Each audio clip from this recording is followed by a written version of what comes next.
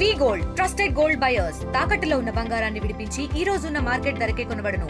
మరిన్ని వివరాలకు సంప్రదించండి 77107720. దాదాపు 2 నెలలు గడుస్తున్న పాస్టర్ ప్రవీణ్ పగడాల మరణానికి సంబంధించిన విషయంలో క్లారిటీ రావట్లేదంటూ క్రిస్టియన్ సంఘాలు ఆరోపిస్తున్నాయి. మరోవైపు ఎంపీ హర్ష కుమార్ కూడా దీని మీద పెద్ద ఎత్తున పోరాటం చేస్తున్నారు. ఈ నేపథ్యంలో తాజాగా ఆయన హైకోర్టుని ఆశ్రయించారు. హైకోర్టులో ఒక పిటిషన్ కూడా దాఖలు చేశారు. ప్రస్తుతం మాజీ ఎంపీ హర్ష కుమార్ అని మాట్లాడదాం. ఏం పిటిషన్ దాఖలు చేశారు, ఏ విధంగా ముందుకు వెళ్ళబోతున్నారు ఆయనతో మాట్లాడదాం. సార్ నమస్తే సార్. మీరు డే 1 నుంచి ఇది హత్య అని మీరు మాట్లాడుతున్నారు. మీరు పోలీసులు అరెస్ట్ చేసినా అదే చెప్తున్నారు. ఈరోజు హైకోర్టును ఆశ్రయించారు. హైకోర్టును ఆశ్రయించడానికి గల కారణాలు ఏంటి, ఏమని పిటిషన్ వేశారు? అంటే నా ఉద్దేశం ఏంటంటే హైకోర్టును ఆశ్రయించడానికి ఇది ప్రవీణ్ పగడాలది హత్య అని నేను పూర్తిగా నమ్ముతున్నాను. తర్వాత ఇన్వెస్టిగేషన్ సరిగ్గా జరగలేదని కూడా నేను భావిస్తూ ఉన్నాను. అందు గురించి నేను తక్కినోళ్ళు వెళ్ళినట్టుగా సిబిఐ ఎంక్వైరీకి వెళ్ళదలుచుకోలేదండి. సిబిఐ ఎంక్వైరీకి వెళ్ళడం వల్ల వైఎస్ వివేకానంద రెడ్డి గారి కేసు ఇప్పటివరకు కూడా ఏమీ రిజల్ట్ రాకుండా ఉంది. అందు గురించి ప్రజెంట్ ఒక సిట్టింగ్ జడ్జితో ఇన్వెస్టిగేషన్ చేయించారు.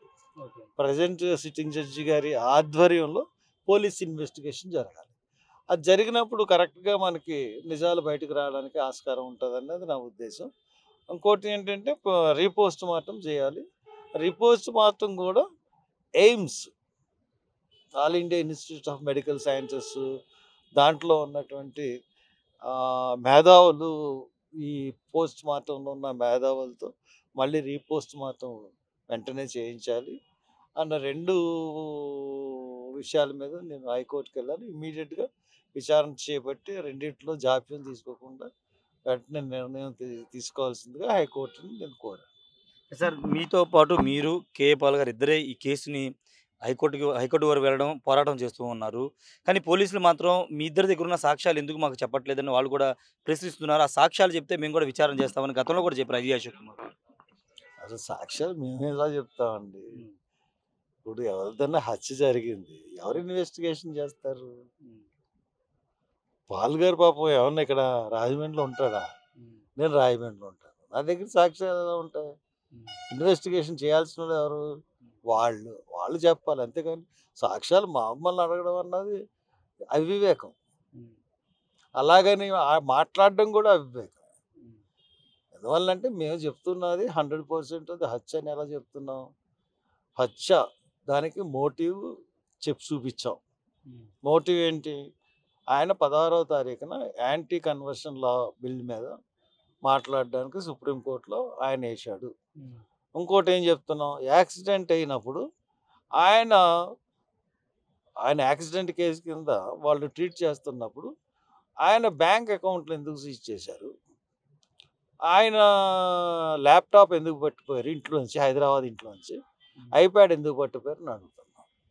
ఇప్పుడు యాక్సిడెంట్ కేసుకి దానికి సంబంధం లేని విషయాలు కదా, అవి ఎందుకో చెప్పాలి కదా. ఇప్పుడు దాకా పోలీసులు చెప్పట్లేదు కదా. కాబట్టి ఇవన్నీ మాకు అనుమానాలు ఉన్నాయి. అనుమానాలను నివృత్తి చేయాల్సిన విషయం కూడా వాళ్ళు పూనుకోవట్లేదు పోలీసులు. అనదర్ థింగ్, 12వ తారీఖున ప్రెస్ మీట్ పెట్టి ఎస్పీ గారు ఏం చెప్పాడు? నేను ఇది పాత వీడియోలే రిలీజ్ చేశాడు. అవి ఎవరు నమ్మట్లేదు పబ్లిక్. మళ్ళీ 11వ తారీఖున వాళ్ళకి పోస్ట్ మార్టం రిపోర్ట్ వాళ్ళ దగ్గర ఉంది. ఈ రోజుకి పోస్ట్ మార్టం రిపోర్ట్ని మరి అనౌన్స్ చేశారో లేదో తెలియదు కానీ తహసీల్దార్ గారికి ఇచ్చారు. అది ఆయన అక్కడి నుంచి నేను తీసుకుని నేను ఇక్కడ హైకోర్టులో ఇచ్చేశాను. అంతేగాని పూర్తిగా ఇన్ఫర్మేషన్ కూడా బయటకు రానివ్వడానికి ఇష్టపడట్లేదు పోలీస్ డిపార్ట్మెంట్. సో దట్ డెఫినెట్గా ఇదేదో మతలబు కిందే కనబడతాం. ఎందుకు పోలీసులు బయటికి రాకుండా ఒక కాన్స్పిరసీ ఎందుకు మెయింటైన్ చేస్తున్నారు మీరు అనుకుంటున్నారు? అది వాళ్ళే చెప్పాలండి, నేను ఎలా చెప్తాను? ప్రభుత్వం ఒత్తిడా, లేకపోతే సెంట్రల్ గవర్నమెంట్ ఒత్తిడా, లేకపోతే రాష్ట్ర ప్రభుత్వ పెద్దలు ఒత్తిడా, సెంట్రల్ గవర్నమెంట్లో ముఖ్యమైన ఎవరైనా ఉన్నారా? ఇదంతా చెప్పాల్సింది పోలీసులు. ఎవరో ఒత్తిడి వల్ల ఈ కేసును మొదటి నుంచి యాక్సిడెంట్ కిందే ట్రీట్ చేసి యాక్సిడెంట్ కిందే మూసేయాలనే ప్రయత్నం పోలీసులు చేశారు. అసలు ఇది సస్పీషియస్ మర్డర్గా కింద కూడా వాళ్ళు చేయలేదు. ఎప్పుడు కూడా యాక్సిడెంట్ కింద చూపెట్టడానికే ప్రయత్నించారు. పైగా అతన్ని ఒక తాగుబోతు కింద చిత్రీకరించడానికి కూడా ప్రయత్నించి ఫెయిల్ అయ్యారు. కాబట్టి అది ఎట్టి పరిస్థితుల్లోనూ ఇది హత్యని ఈ డిపార్ట్మెంటు ప్రభుత్వం కలిపి మేనేజ్ చేస్తున్నదే మాది ప్రగాఢమైన విశ్వాసం. అంటే ఇది పోలీసులు విడుదల చేసిన సీసీ ఫుటేజ్‌లో ఉన్నది ప్రవీణ్ పగడాల కాదని ఇప్పటికి మీరు బలంగా నమ్ముతున్నారా? ఖచ్చితంగా 100%. ఏదైనా ఫేక్ పర్సన్ తీసుకొచ్చి ఇదంతా నడిపించారనుకుంటున్నారా? ఎస్. సార్ ఎందుకంటే ఎక్కడ కూడా ఫేస్ క్లారిటీ లేదండి. ఏ హైదరాబాద్ నుంచి రాజమండ్రి వరకు ఏ ఫోటోలో కూడా ఇది ప్రవీణ్ అని చెప్పగలిగిన ఫేస్ క్లారిటీ ఫోటో ఒకటి లేదు. ఏ మనిషి కూడా అంత దూరం ప్రయాణం చేసినప్పుడు అది కనీసం మాస్క్ అన్నది తీస్తాడు, హెల్మెట్ అన్నది తీస్తాడు. ఎక్కడ మాస్క్ హెల్మెట్ తీయకుండా అది ప్రవీణ్ పగడాలని ఎలా చెప్తారు? వాళ్ళు చెప్పలేరు, మేము చెప్పలేము. So that is suspicious. సరే అంటే చాలామంది వ్యక్తం చేసిన అనుమానం ఏంటంటే ఒకవేళ ప్రవీణ్ పగడాలను ఎవరైనా చంపితే రాజమండ్రి దగ్గర తీసుకొచ్చి అక్కడ చంపాల్సిన అవసరం ఉంది. అక్కడే ఎందుకు ఆ ప్రాంతాన్ని ఎంచుకొని చాలామంది కొంతమంది అనుమానం వ్యక్తం. మరి రాజమండ్రి కదా ఆయన డెస్టినీ. ఇప్పుడు హైదరాబాద్ నుంచి బయలుదేరి రాజమండ్రి వస్తున్నాడు. రాజమండ్రిలోనే కదా ఆయన్ని అక్కడ చనిపోయాడని సృష్టించాలి. హైదరాబాద్లో అంటే హైదరాబాద్లో అసలు చేసిన వాళ్ళంతా హైదరాబాద్లోనే జరిగి ఉంటుంది. ఇది ఆయన బాడీని తీసుకొని ఉంటారు ఇక్కడికి, అదంతా ఉంటుంది కదా. అందు గురించి వాళ్ళు రాజమండ్రిలోనే పెడతారండి. చాలామంది అడుగుతున్న ప్రశ్న ఏంటంటే వాళ్ళ కుటుంబ సభ్యులు ఇప్పటి వరకు బయటికి రాలేదు. కానీ హర్ష్ కుమార్, కేఏ పాల్ ఎందుకు దీన్ని ఫైట్ చేస్తున్నారు? కుటుంబ సభ్యులు కూడా బయటికి మాట్లాడలేని పరిస్థితులు ఉన్నారు. వాళ్ళు భయపడుతూ ఉండొచ్చు. ఈ ప్రశ్న వాళ్ళ కుటుంబ సభ్యులను అడగండి, వాళ్ళు చెప్తారు ఎందుకు రావట్లేదని. మమ్మల్ని అడిగితే మేము చెప్తాం. నేను ఒక బాధ్యత గల పౌరుణ్ణి, ఒక మర్డర్ జరిగింది అని భావిస్తూ ఉన్నాను. పోలీసులు తప్పుదోవ పట్టిస్తున్నారు అని అనుకున్నాను. సంఘంలో పలుకుబడగల వ్యక్తి, ఒక మంచి కాజ్ గురించి ఫైట్ చేస్తున్న వ్యక్తిని చంపేశారు కాబట్టి అది హత్య కింద అనుకుని నేను హత్య జరిగి ఉంటుంది, అతను చంపేసి ఉంటారని చెప్పి అది నా బాధ్యత నేను నిర్వర్తిస్తున్నాను. దీంట్లో వాళ్ళ కుటుంబం ఏమనుకుంటుంది, ప్రెస్ ఏమనుకుంటుంది, లేకపోతే ఎవరేమనుకుంటారు అన్నది నాకు అనవసరం. నేను నమ్మింది ఖచ్చితంగా నేను నమ్ముతున్నాను హత్యని, అందుకనే పోరాటం చేస్తున్నాను. ఐజీ అశోక్ కుమార్ ఆ రోజు ప్రెస్ మీట్ పెట్టి ఎవిడెన్స్ ఫుటేజ్ అంతా బయటపెట్టిన రోజు చివరి ఒక మాట అన్నారు, ఈ కేసు ఇద్దరితో క్లోజ్ అయిపోయింది, ఇంకెవరైనా దీని గురించి మాట్లాడితే వాళ్ళ మీద చట్టపరమైన చర్యలు తీసుకుంటామని ఒక మాట మాట్లాడారు. అయినప్పుడు మీరు ఫైట్ చేస్తున్నారు. తీసుకోమానండి, ఐ డోంట్ కేర్. ఏం తీసుకోగలరు వాళ్ళు? పోలీసులు ఏం తీసుకోగలరు? ఇన్వెస్టిగేషన్ అంతా తప్పు చేసి ఎన్నిసార్లు మాట్లాడాను? ఎంతమందిని భయపడడానికి ప్రయత్నిస్తారు పోలీసులు భయపడిపోయి ప్రభుత్వాలకు భయపడిపోతే మేము ఎక్కడి దాకా రాలేం కదా. అది అన్నెసరీ క్వశ్చన్, అన్నెసరీ వార్నింగ్. ఇప్పుడు హైకోర్టులో మీరు అంటే ఏం ప్రొడ్యూస్ చేయబోతున్నారు సార్? అంటే మీ దగ్గర ఉన్న ఎవిడెన్స్ ప్రొడ్యూస్ చేయబోతున్నారు, ఇది ప్రమాదం కాదు హత్య నిరూపించడానికి? పోలీసులు ఇచ్చిన డాక్యుమెంట్లు ప్రొడ్యూస్ చేస్తాం, పోలీసులు బయట పెట్టినే ప్రొడ్యూస్ చేస్తాం తప్పితే దాంట్లోంచే ఎదుగుతాం మేము. అంతేకాని మా దగ్గర ఏముంటాయి? పోలీసులతో ద్వారా సేకరించిన డాక్యుమెంట్స్నే మేము చూపెడతాం. అంటే న్యాయం జస్టిస్ జరిగిద్ది అనుకుంటున్నారు? హైకోర్టుకి వెళ్ళారు, హైకోర్టులో ఏమన్నా జస్టిస్ జరిగిద్ది అనుకుంటున్నారు? న్యాయం జరుగుతుందనే కదండి ఎవరన్నా హైకోర్టుకి వెళ్ళి. మేము కూడా న్యాయం జరుగుతుందనే కదా వెళ్తాం. ఫైనల్గా ఏం చెప్తారు సార్? అంటే మీరు దాదాపు డే 1 నుంచి ఫైట్ చేస్తున్న నేపథ్యం, ఇంకా ఫర్దర్గా ఏం చేయబోతున్నారు ఈ కేసుకు సంబంధించి? రేపు ఉంటుంది నా ప్రెస్ మీట్, రేపు అనౌన్స్ చేస్తున్నాను కార్యక్రమం అన్ని. అంటే క్రిస్టియన్ సంఘాలు కొంత వెనక్కి తగ్గాయి, ఈ కేసులు ఇవన్నీ మనకెందుకని కొంతమంది వెనక్కి తగ్గుతున్నారు, భయపడుతున్నారు, ఒక చర్చ నడుస్తుంది. క్రైస్తవ సంఘాలు, క్రైస్తవ పాస్టర్లు అంటే కార్పొరేట్ పాస్టర్ల గురించి మేము పెద్ద కేర్ చేయాల్సిన పని లేదండి.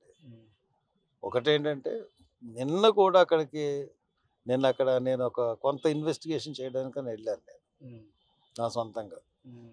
ఆ ప్లేస్ వెనకాల ఏముంది, ఆ తుప్పలు ఉన్నాయి, తుప్పల వెనకాల ఏముంది, ఆ తుప్పల వెనకాలకి కారు రాగలదా లేదా అన్నది పరిశీలించడానికి వెళ్ళాను. ఒక అరగంట అన్నీ చూశాను.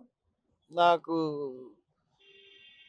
కనపడినవి కనపడి వెంటనే నేను బయటకు వచ్చేటడికి అక్కడ 25 మంది ఉన్నారు. కొంతమంది కొవ్వొత్తులు వెలిగిస్తున్నారు ఈవినింగ్.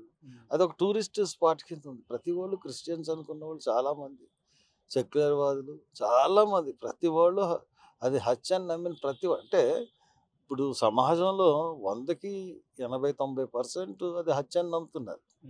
క్రైస్తవులు, హిందువులు, ముస్లిమ్స్ కాదు, ప్రతి ఒక్కళ్ళు అది నమ్ముతున్నారు. ఈ ప్రభుత్వం చేసిన హత్య అని నమ్ముతున్నారు. కాబట్టి వాళ్ళందరూ బస్తున్నారు. ఒకది క్రైస్తవ సమాజం, ముస్లింల, లేకపోతే హిందువులు అన్నది లేదు. అందరూ కలిపి వస్తున్నారు. అందరితోనే కార్యాచరణ ఉంటుంది. సమాజంలో అంటే society law and order issue create చేసి ఒక మతపరమైన విద్వేషాలు రెచ్చగొట్టడానికే ఇది చేస్తున్నారంటూ మొన్న చంద్రబాబు కూడా మాట్లాడారు. ప్రభుత్వంలో మంత్రులు కూడా మాట్లాడుతున్నారు. అవును, మరి వాళ్ళకి ఈ వెనకాల వైసీపీ ఉంది, వైసీపీ జగన్ ఇదంతా చేస్తున్నారని కూడా కామెంట్ చేశారు. వైసీపీ జగన్ ఉంటే జగన్ వచ్చి మాట్లాడాలి కదా. ఇప్పుడు జగన్ గురించి లేకపోతే చంద్రబాబు నాయుడు గురించి వాళ్ళతో వీళ్ళతో కానీ వాళ్ళతో కానీ చేయించడానికి నేను ఏమన్నా వాళ్ళ చేతిలో ఆట బొమ్మనా? చంద్రబాబు నాయుడు చేతిలో ఆట బొమ్మనా, జగన్ చేతిలో ఆట బొమ్మనా? హర్ష్ కుమార్ చంద్రబాబుని తిడతాడు, జగన్ని తిడతాడు తప్పు చేస్తే. కాబట్టి చంద్రబాబు కంటే జగనే బెటర్ అని మొన్న మీరు కామెంట్ చేశారు. డెఫినెట్గా ఏ కోణంలో? అన్ని కోణాల్లోనూ కూడా చంద్రబాబు నాయుడు కన్నా జగనే బెటర్. కారణం ఏంటంటే 2014 ఎలక్షన్స్లో ఆయన ఒక మాట చెప్పాడు జగన్. ఆయన ఏం చెప్పాడంటే, నేను రైతు రుణమాఫీ చేయలేనని చెప్పాడు. నేను రైతు రుణమాఫీ చేస్తానని చెప్పి చంద్రబాబు నాయుడు నెగ్గాడు. Only 1 point. 2019లో చంద్రబాబు నాయుడు ఓడిపోయాడు. మళ్ళీ 2024లో ఉచిత బస్సు నేను చేయలేను, సూపర్ 6 పథకాలు నేను చేయలేదని జగన్ అన్నాడు. అన్నీ నేను చేస్తాను అన్నాడు. సూపర్ 6 పథకాలన్నీ అమలు చేస్తా అన్నాడు. ఈ రోజుకి ఒక్క పథకం అన్నా చేశాడా? చెప్పండి మీరు, చెప్పండి సార్. ఏమన్నా చేశాడు ఆయన చంద్రబాబు నాయుడు? ఒక్క పథకం, సూపర్ 6లో ఒక్క పథకం చేశాడా? చెప్పరేంటి సార్? క్వశ్చన్ అడిగారు, చెప్పండి. ఇది కాదు సార్, నిరుద్యోగ వృత్తి ఇచ్చాడా? చెప్పండి. ఓకే, అవన్నీ ఓకే. అంటే ఇప్పుడు చెప్పలేకపోతున్నారే, ఇచ్చారో లేదు మీకు తెలీదా? నిరుద్యోగ వృత్తి ఇచ్చాడా? ఉచిత బస్సు సౌకర్యం ఇచ్చాడా? చెప్పండి సార్. నన్ను అడుగుతున్నారు క్వశ్చన్, నేను అడిగితే చెప్పండి. నేనేది మీ వెనక జగన్ ఉన్నారనేది వాళ్ళు చేస్తున్న కామెంట్. వాళ్ళు ఎవడో బచ్చగాళ్ళు ఎవడో ఏదో చెప్తే నేను ఎందుకు? నా స్టాండర్డ్ వేరు, నా క్యారెక్టర్ వేరు, నేను వేరు. అంతేగాని ఒక జగన్కి లేకపోతే ఒక చంద్రబాబు నాయుడుకి ఉండి క్యారెక్టర్ అయితే నేను కాంగ్రెస్ పార్టీలో ఎందుకు ఉంటాను? ఇది ఫ్రీడమ్ ఆఫ్ పార్టీ, ఫ్రీడమ్ ఉంది దీంట్లో. స్వేచ్ఛగా మాట్లాడుకునే వాతావరణం. ఆ 2 పార్టీల్లో ప్రైవేట్ కంపెనీలు కదా రెండోను. ఒకటేమో చంద్రబాబు నాయుడు ప్రైవేట్ కంపెనీ, ఒకటి జగన్మోహన్ రెడ్డి ప్రైవేట్ కంపెనీ. ఎవరికన్నా ఏమన్నా అధికారాలు ఇంత ఉంటాయా అక్కడ?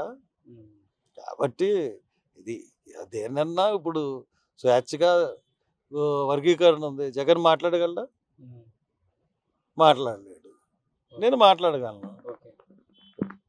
జగన్లో పార్టీలో ఉన్నాడు ఎవడన్నా మాట్లాడగలడా? నేను మాట్లాడగలను. అది ఫైనల్గా హర్ష్ కుమార్ గారు ఇలా ఫైట్ చేస్తూ ఉంటారా? పూర్తి స్థాయిలో యాక్టివ్ పాలిటిక్స్లో కాబోతున్నారు ఏంటి సార్? ఎక్కడ అన్యాయం జరిగితే అక్కడికి వెళ్తాను, అక్కడ ఫైట్ చేస్తాను. అది నా చిన్నప్పటి నుంచి, నేను చదువుకున్నప్పటి నుంచి ఉన్న విషయం అది. నేను ఇప్పుడు కొత్తగా ప్రవీణ్ పగడాల విషయంలో బయటకు రాలేదు. కొత్తగా అన్ని విషయాల్లో, ప్రతి విషయంలోనూ చిన్నప్పటి నుంచి నా ఫైటింగ్. So that అదేముండదు. ఫైనల్గా ప్రవీణ్ పగడాల కేసుకు సంబంధించి, ఆయన మరణానికి సంబంధించి మీ పోరాటం కొనసాగుతుంది ఖచ్చితంగా. ఇది ఓవరాల్గా చెప్పేది హర్ష్ కుమార్ గారు. ఖచ్చితంగా పోరాటం కొనసాగుతుందని చెప్తూ ఉన్నారు. ఈ కేసులో ఖచ్చితంగా అది హత్య అని మొదటి నుంచి చెప్తున్నాం. హత్యే కాబట్టే ఇప్పుడు న్యాయస్థానాన్ని ఆశ్రయించామని చెప్తున్నారు. న్యాయస్థానాల ద్వారా న్యాయం జరుగుతున్న నమ్మకం ఉందని చెప్తున్నారు. పోలీసులు బయటపెట్టిన సీసీ ఫుటేజ్లో ఉన్నది ప్రవీణ్ పగడాల కాదని చెప్తున్నారు. ఏదేమైనప్పటికీ ప్రస్తుతం ఒకవైపు కేఏపాల్ హైకోర్టును ఆశ్రయించడం, తాజాగా హర్ష్ కుమార్ గారు హైకోర్టును ఆశ్రయించడం, ఇప్పుడు ఈ కేసు ఏ విధంగా మలుపు తీసుకుంటుందో చూడాల్సిన అవసరం అయితే ఉంది. Camera person ప్రసాద్తో Rayesh RTV, Vijayawada నుండి. మరిన్ని వీడియోస్ కోసం ఛానల్ ని సబ్స్క్రైబ్ చేయండి. లేటెస్ట్ అప్డేట్స్ కోసం వాట్సాప్ ఛానల్ ని ఫాలో అవ్వండి. అండ్ లింక్ డిస్క్రిప్షన్ లో ఉంది.